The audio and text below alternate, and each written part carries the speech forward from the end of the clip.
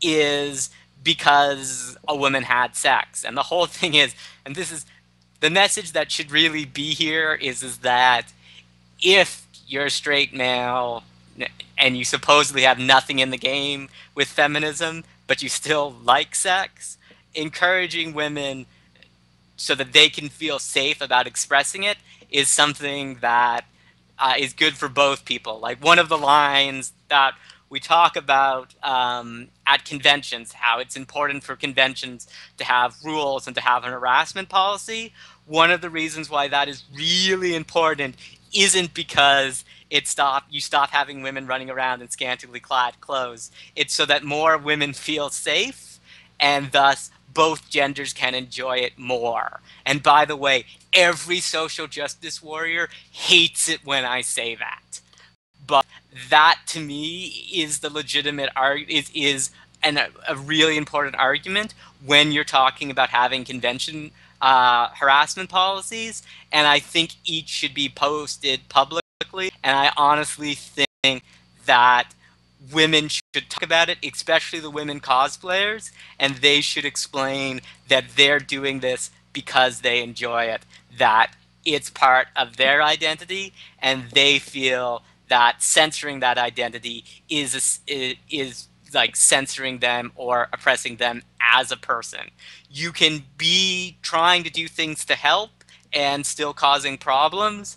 And one of the reasons why, like, we do continually ask people what we did wrong, the reason why we do that is we might not realize that we are doing something wrong. And the only way we can make things work is by having those conversations.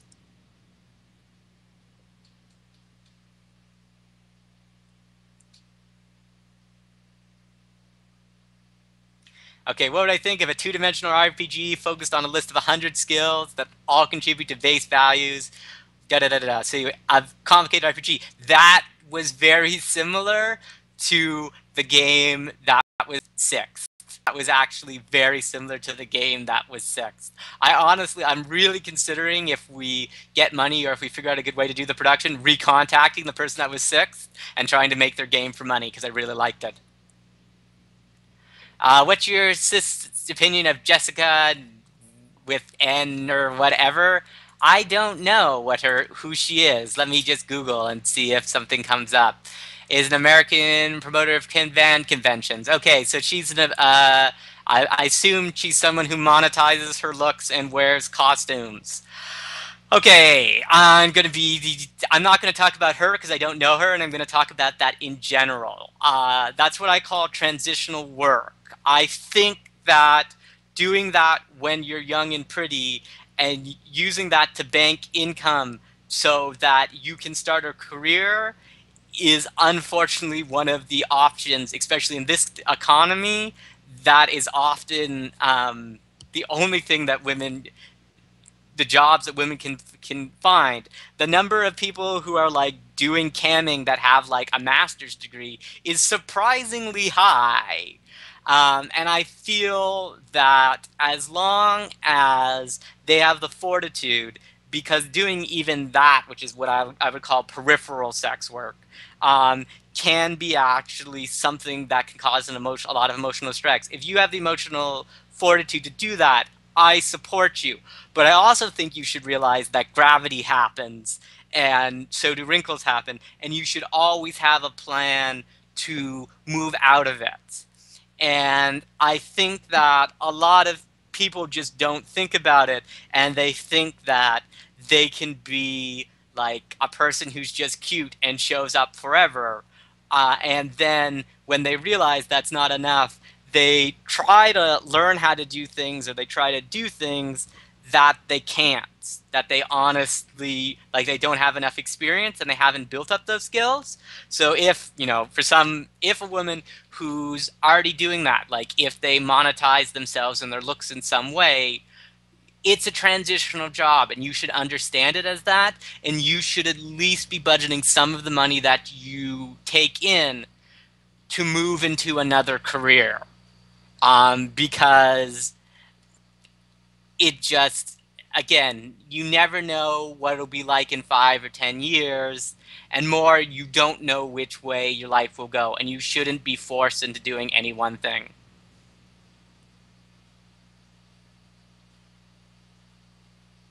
Okay, capitalism. Okay, the main reason we use the word capitalist is um, why partially because we just wanted a name that people would remember, and partially because we really feel that I think some people are using Patreon correctly. I think some people are using Patreon incorrectly. I really feel bad when people aren't able to do the things they love and monetize themselves. And I feel like YouTube, when it's just sort of, people seem to get really frustrated when you're like selling something, even if it's a shirt, and they want to support you, but they don't want you to shill. And that's really hard. And I just want to say that, like, you can come together and make something. And by giving money, you should own, or you should be given part of it. Giving money is an investment of effort. You can think of capital or all money as basically effort that's been moved into a different form.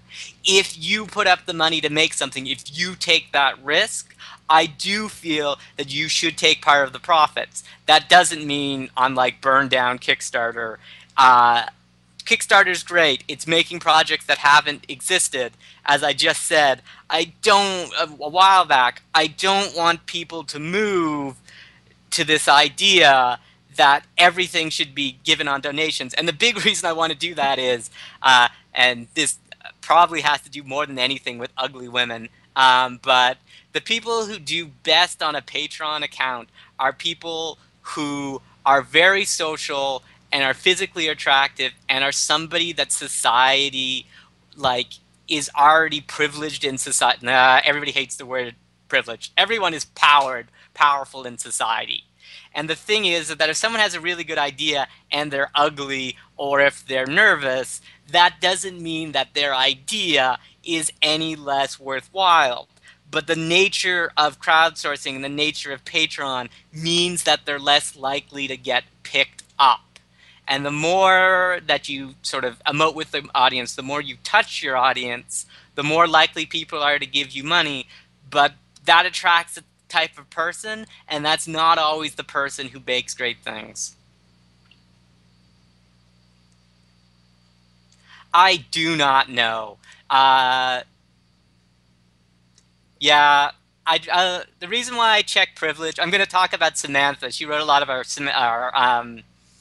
feminist literature. Samantha's in a wheelchair, and when we hang out, there's a lot of like funny things that happen that you can see like how privilege actually affects people. So one of the things that happens is like we went to Red Lobster, and they were like, "Could you see? We're going to give you a seat in the back." And I was like, "There's a step," and she's a wheelchair. And the guy literally was like, "Well, it's only one step," and I take it like 20, 100 times a day. And I didn't tell him to check his privilege. I just kind of said nothing for a second, and he then like figured out that that was stupid. But that's like the only legitimate time in my entire life I've managed to be able to, that I've been able to use that word.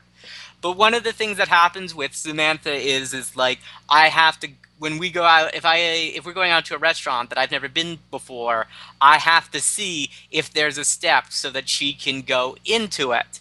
And one of the weird things that happens is like when we order, people talk to me, like people expect me to order for her because they assume she has some mental disability, even though she has a PhD, is getting her PhD. And these sort of issues are, it's that, again, it's something that I don't know. Like one of my hilarious things that people are like, police are horrible, and I'm like, I'm white middle class. I'm white and I'm upper class. Police are so polite to me. Like the fact that police are so polite to me, it, I'm always, whenever it happens, like someone has a problem with the police, my first expression is like, "What? Really? They're always so nice to me." And then I'm like, "Wait, wait, wait. That's who you are. That's like your problem, and you should really like be aware of the fact that like one of my favorite moments was my friend's bike lock was broken, so we needed to cut it. And the police, went to the police department and I was like, we want to cut off a bike lock. Is there a form we fill out? And they were like, no, no, no. We like you. Here's a card with my name. If you ever have problems with like cutting a lock off a bike, tell us and we'll totally vouch for you. And I looked at that card and I'm like, I should so start stealing bikes right now. And that's like I understand that most people don't have that privilege. I arguably say that I have been invited to like one or two parties by someone who's self-identifies as black, merely to talk to the police if they show up. And you know, yay, another privilege. I get to invited to parties that I really shouldn't be invited to. But it's not that you should feel bad about it, because the whole part about privilege is it isn't earned. And I think the main problem with the social justice warrior movement is they want to demonize people who have privilege. And my whole thing is, it's like they didn't earn it. They didn't do anything to have it. The people who are oppressed and the people who are privileged, most of the time, they didn't do anything to earn either of those traits. And what you have to understand is you have more common with each other than you don't. And the main thing we have to do is communicate with each other. Yeah, who self-identifies as black all the time because, like, some people, especially in the States, seem to have problems with the word black. One of the, on Sinless, the guy who did the graphic novel, we talked to a woman who was in the West, and she was like, is this guy black? And I said, yes, he's Afro-Colombian. His ancestors came over as slaves from Africa. And she was like, then he's not black then. And I was just like, I'm not really sure what to do with that knowledge. I'm like, I'll tell him that all the people who made fun of him for being black were wrong, but I really feel that he feels that way.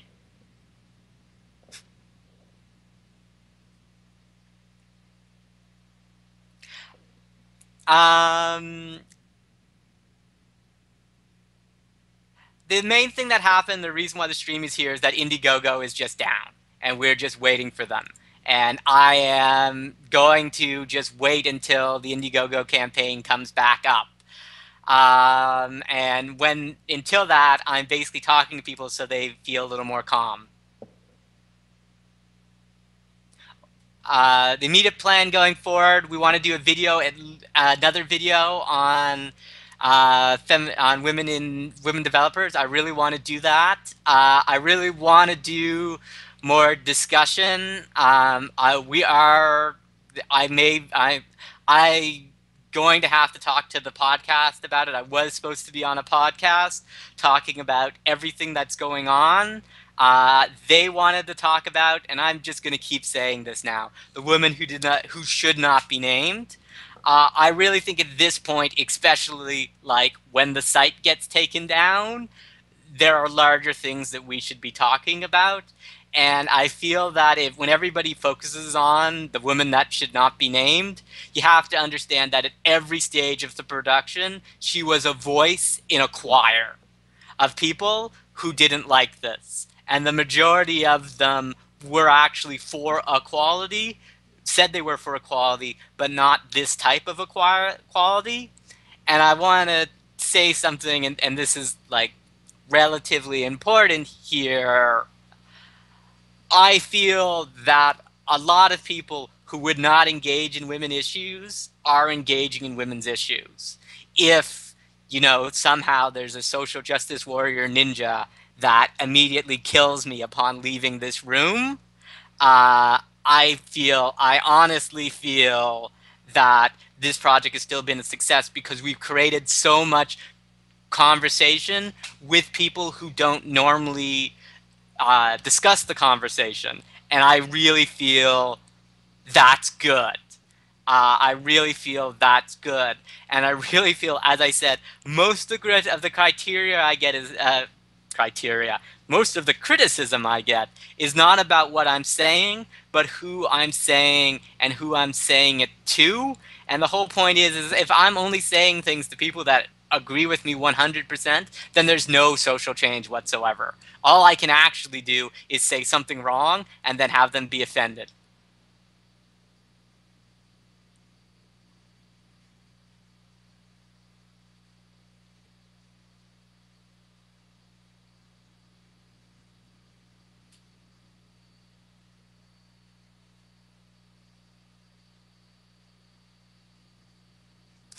Oh, are the rights for Fez 2 on?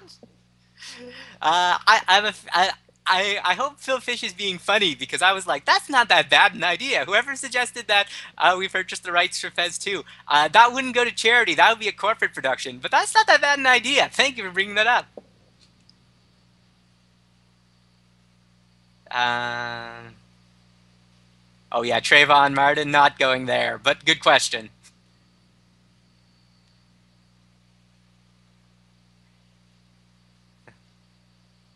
Honesty game, don't discredit the person. Okay.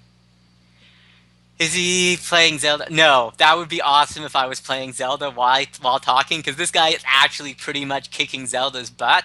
Now we're someone else is playing Zelda, and it's a mashup. And if anybody asks, that's exactly what it is.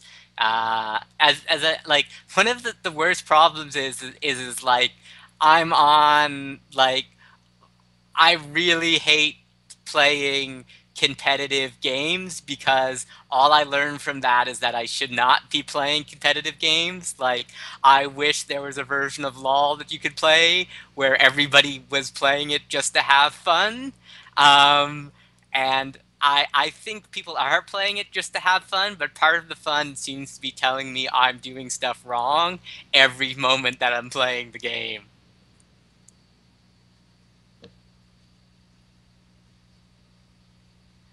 Uh, I need Hey, hey, I'm a student of 3D CGI for games. Would you guys have any need for some help on a game for exposure? I honestly think that like one of our things is that all of the games do support modding, and I think artists or students who are actually involved in the industry and actually design stuff, um, I really think that the best way for you to support the idea is to actually do a mod. And if you do a mod that's big enough, we will totally help you monetize that, and you can give that money to your group, and maybe you can even take some of it. Um, and I know that again is very capitalist, but it's important to understand that like there are some companies, Valve for instance, who are really doing good work to support modding. There are other companies that aren't. And I feel like streaming, so streaming videos, is sort of a way of people that can like create a community or they can be involved with the developer. But I really feel that actually having people being able to involve with your product and change your product for the better is important, especially if you're releasing the game every fucking year and you need some way of innovating on it. And I think it's a little sad that we're moving away from that. Am I worried about being burned, ostracized by the indie dev community? As I said, as I keep telling people, this isn't my job, and the television people. Somebody should ask me about television stories at some point. Television people and the indie people like don't talk at all. So like I could probably go up to somebody famous in the indie scene and like I don't know, have the most awesome Twitter war that has ever existed in the history of mankind, and then I could go into a television studio and no one would know or care. Okay, you're rambling, get on topic. What's exactly happening with the money right now? The money was always in your guys' account. It's just like sitting somewhere and the connections aren't connected. As soon as Indiegogo comes back on, they'll be connected. I don't know at no point is the money not going to colon cancer. That's on the RDU gate, and that's the agreement that we had with you. That is not changing. The shirt and what it represents and the sort of being able to bridge the things, that's still being discussion. I'm sure most people, I'm sure there's people who are more into it than me are discussing it right now and determining the best solution. But I want to say that even when we produced the original design, everything that came out of that, all the additional designs, all the work that's come out on it has improved the idea. And as I said, even if in the end it becomes something completely different, I think being able to signify in a public setting that you support, like that you literally support anybody who games, is a universal message. And I honestly feel that to give that message, even if part of the reason even if you're giving the money to just show how, like, to be the bigger person, then all of the people who have been, like, speaking down to 4chan, to the Fine Young Capitalists for this whole project, if you're just doing it to be the bigger person, like, that's enough. And I'm sorry if you have problems with the group, and I'm sorry if we have to change the message to be Ladies Learning Code or any of these other groups, an equality thing, Planned Parenthood, anything. I don't care. I just want that message to get out. And the biggest thing I want to do is, I don't think this is a big deal. There may be a bigger deal down the road that makes it so this production can't happen. I just want to know that all of the work and everything that people have come together, I want to make sure that that exists, that that continues to exist.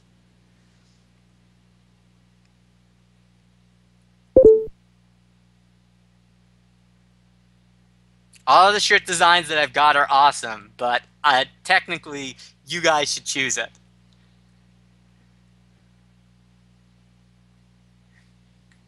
Do you think Kojima's right? Kojima has, like, so many opinions that he's both right and he, like, argues with himself simultaneously. So I don't think anybody can actually state with certainty if Kojima is right or wrong on anything.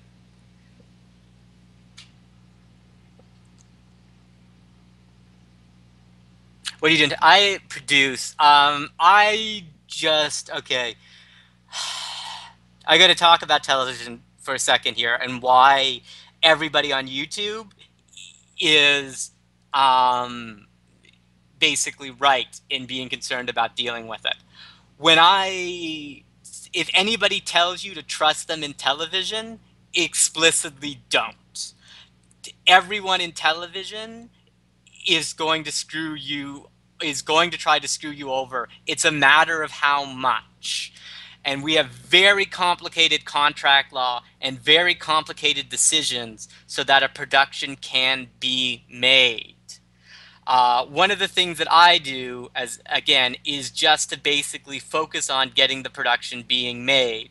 So that means raising revenue, making sure that people talk to each other, and making sure I did a lot of special effects and animation, but making sure that those kind of trains run on time. So I do understand why, if somebody, like, again, when I talked about sending emails to people on YouTube and them not getting back to us, I understand why they would be concerned.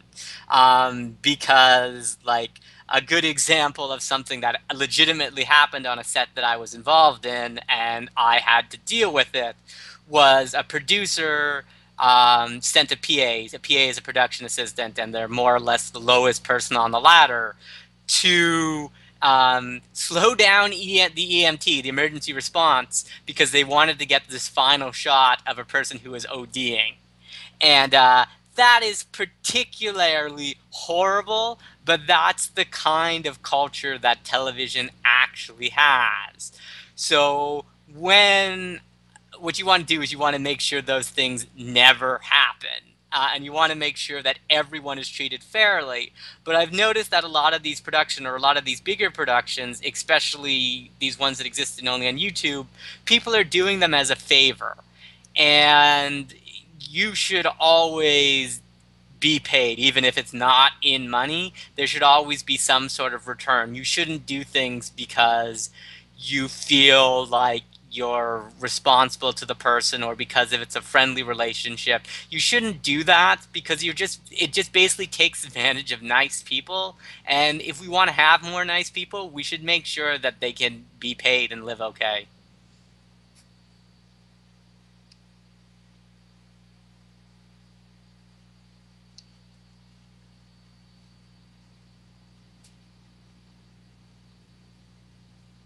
Do it for butt cancer. Great.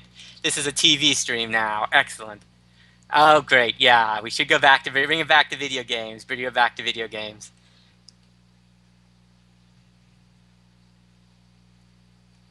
Okay, I know. Okay, there's this huge thing about like the Tumblr spawns coming out. My big issue is like all they tend to do is like make complete fools of themselves. Like the biggest reason why I don't want to name names is like a lot of these people are actually like relatively relevant in the industry and probably are supporting us now. They just didn't understand it at the beginning. So it's kind of like, again, if you want to have less social justice warriors, you have to educate them. You can't just put them on a rocket and fire them into the sun, no matter how cool that may be to the people that are here. You really have to build bridges. And my thing is that again, I may feel like I need to return to television or I need to return to development or I need to do something else and I can't do this project anymore. And that's like, again, I don't want this to be my job and I'm not getting paid to do this. So I think that especially the community should find people who they trust to do it and to make it their job to support these kind of things. As it goes, I could not set up a Google Hangout on time and like I told people to go to V and like I don't know all of these conventions that you want. And there are better people in the industry, there are better people who are working who can do that. I think that what I should do is try to build a foundation for what can be other projects. And I do think that the biggest thing we've learned is the communities coming together. The guy, both like two different people set up this whole thing for me on their own, and it's been really great. And I don't know them, and it's going okay. And most of the questions that I'm given are okay. And I just would prefer that if the community, if the internet was seen as that, then the normal narrative, which seems to be a bunch of jerks, like basically 100 people in a room looking for somebody to say something wrong so they can punch them in the face. 4chan isn't never 4chan is turning against you. 4chan was never a single person. Some people are against me, some people are for me. That's the whole point. That is the whole point.